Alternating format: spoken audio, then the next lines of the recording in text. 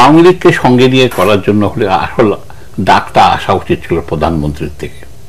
সত্যি কথা বলতে প্রধানমন্ত্রীর উদ্যাত্ত হচ্ছে এইতে আহ্বান জানানো উচিত ছিল, তার উনি যাকে বাদ দেবেন বাদ দিত। আজকে যদি উনি যদি ডাক দিতেন জামাতকে বাদ ছাড়া বাকি সবাইকে, তাহলে দেখা যেত যদি বিএনপি না আসতো তাহলে ভুল প্রমাণ হতো। সেখানে আর একটা প্রমাণ হতে পারে আমাদের, যেখানে যেটা দুর্ভাগ্যবশত আমাদের আমাদের আমাদের নেতা শেখ মুজিবুর রহমান এই পথটা বন্ধ করে দিয়ে গেছেন। গণভোট, আমার সংবিধানে 72-এর গণভোট এইসব জায়গাতে একটা যেটা ছিল, আজকের 72-এর সঙ্গে সংবিধান আর আজকের সংবিধান এক না। সুতরাং অনেক তথ্য বলতে হলে সব দোষ নন্দ ঘোষকে দেওয়া যাবে, কিন্তু আমাদের কার কত দোষ আছে, কার কত ভুল করেছি সেই বিষয়ে আলোচনা করা। সুতরাং আজকে আলোচনা তো এখানে আমরা বলতে চাচ্ছি ইতিহাস মাত্র একটাই হবে।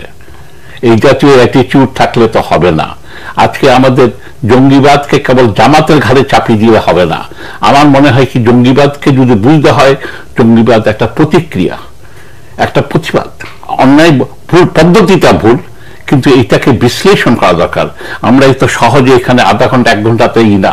আজকে অতীতে আমরা বলেছি মাদ্রাসার ছেলে কাউমি ইত্যাদি ইত্যাদি বলেছি, আজকে দেখেছি না আমার বাড়ির ছেলেটাই, আজকে আমার তাই, আজকে জামাতের ছেলেটা আছে, আওয়ামী লীগের ছেলেটাও তো আছে, এইটা আছে। এই সবগুলিকে আমাদের আলোচনা করা দরকার। আমাদের দরকার তারা কেন করছে এটা, এটা হলো তাদের প্রতিবাদ।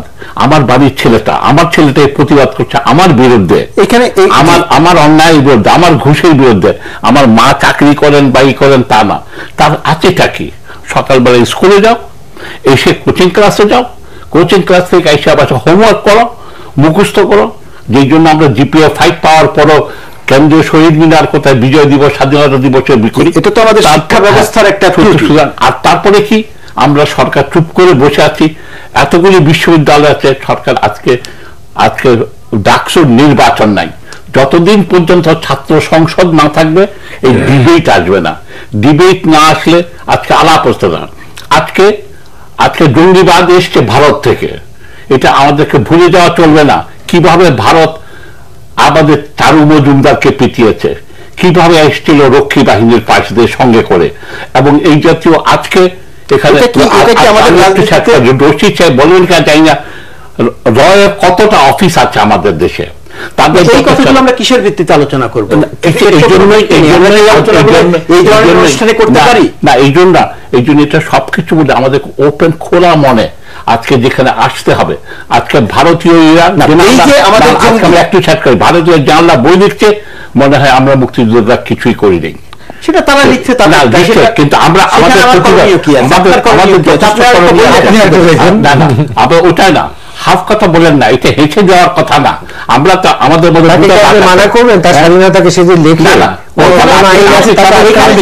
আপনি কেবল পিস টিভির বেলাতে বন্ধ করাটা ওইটা স্বাধীনতা। পিস টিভির আমার এখানে একটা বন্ধ করেছেন, মানুষ বেরোচ্ছে পিস টিভি, অনুপ্রাণিত হয়ে আপনার কথা শুনে তো আমার মনে হতে পারে যে ফিরে আবার দর্শক থাকুন আমাদের সঙ্গে, ফিরবে একটা বিরতির পর।